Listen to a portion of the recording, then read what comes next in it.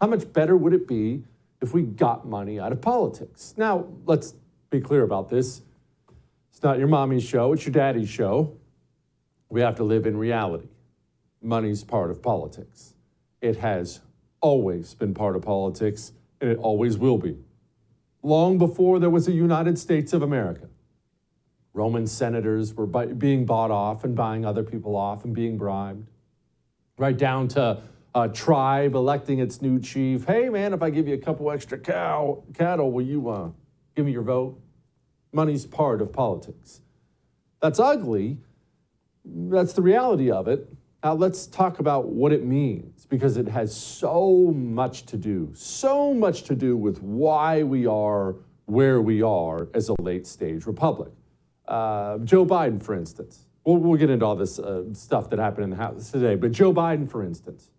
Why do his family members keep getting these huge payoffs from other nations and companies? Gas company in Ukraine, a country here, Chinese CCP. Why? What do you gain from that? Joe Biden doesn't have any money.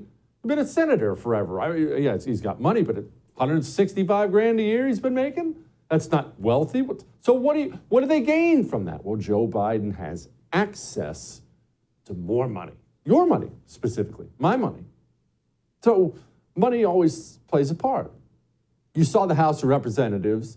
They passed a bill banning men from competing against women in sports.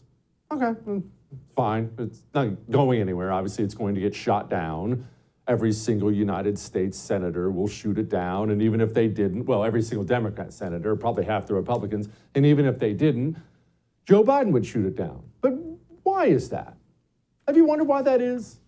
Why is it that the entire Democrat Party is all of a sudden rainbow warriors, when all of them, from Obama to Biden, recently were against even the basic concept of gay marriage on camera? No, it can't happen. But now they don't. Why? Money. The gay lobby is a rich lobby. They command dollars. They command campaign dollars. You go out there and take a step against the LGBTQ demon mob, if you're a Democrat, you might lose your next election. Money matters. You do remember all the Bud Light stuff, right? All the Bud Light stuff? Because we're switching gears to our team. In case you forgot, here's a little snippet. GOP quietly backs off attacking Bud Light.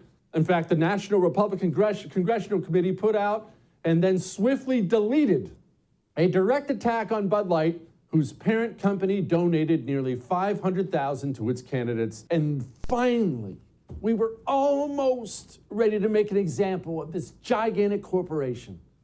And the low-T GOP looks at its campaign donations and says, guys, no, what if we lose campaign money, guys? Oh my gosh, stop. This is why I don't call myself a Republican. Weird how you haven't heard anything about Bud Light since Monday. I'm sure it's just a coincidence that Jeff Miller is a Bud Light lobbyist, the big boy Bud Light lobbyist, good friends with Kevin McCarthy, interned with Kevin McCarthy. You see, we were getting ready for a nice little cultural win, leave one of these corporations dead on the side of the road for, again, waterboarding us with all this trans filth. And the GOP stepped in for money and put a stop to all of it. Money always comes down to that, always does. I remember that story I told you a long time ago? I know we have a bunch of new viewers, and we're grateful for that. So let me tell you a little story about me. So I ran for office, ran for Congress. I was fresh out of the Marines. I'd never been involved in politics. I got mad about what Barack Obama was going to do to the country. I ran for Congress in a kind of a purple district, a blue district. There was an incumbent Democrat, but maybe it could be one. Decided to run for Congress out of nowhere.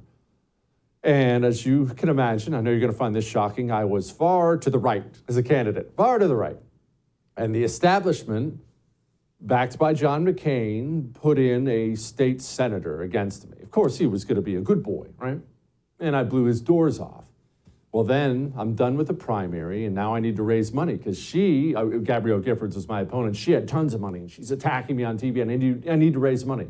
And all the standard GOP donors froze me out.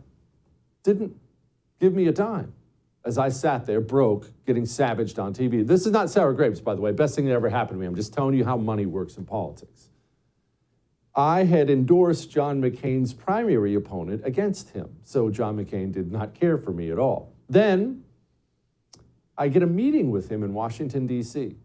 Gotten back there doing some other stuff. I get word he wants to meet me. Okay, let's go meet. Sat down, talked with him.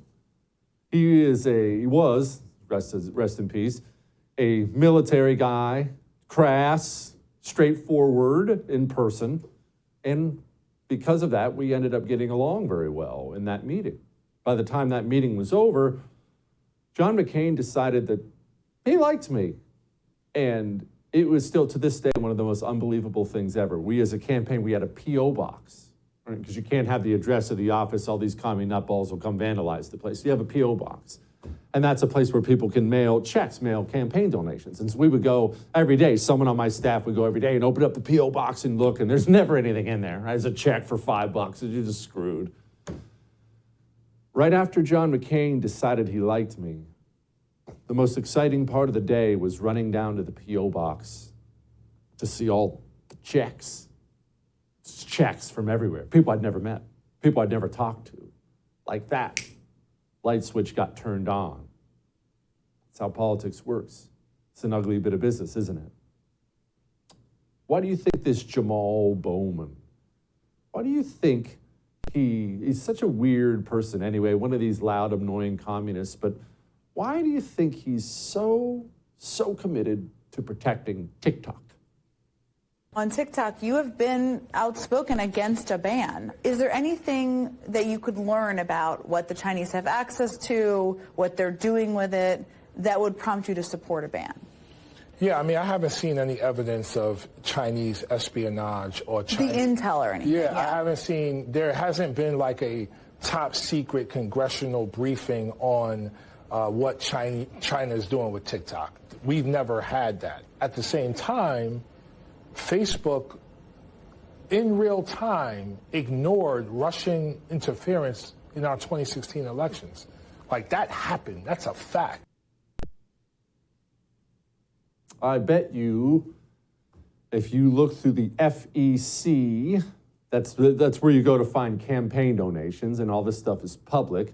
I bet you after the next election cycle, or maybe even this past one, if you did some digging through the FEC files, you would find some very interesting campaign donations to a Mr. Jamal Bowman. That's why all of a sudden you go on these PR tours. That's the state of politics. And when you get to a late stage republic, it gets ugly. Support the First TV today and get instant access to exclusive specials like Who is Ron DeSantis, the history of FBI scandals, and America's worst presidents. Visit thefirsttv.com/support or download the First TV app to become a supporter and start watching today.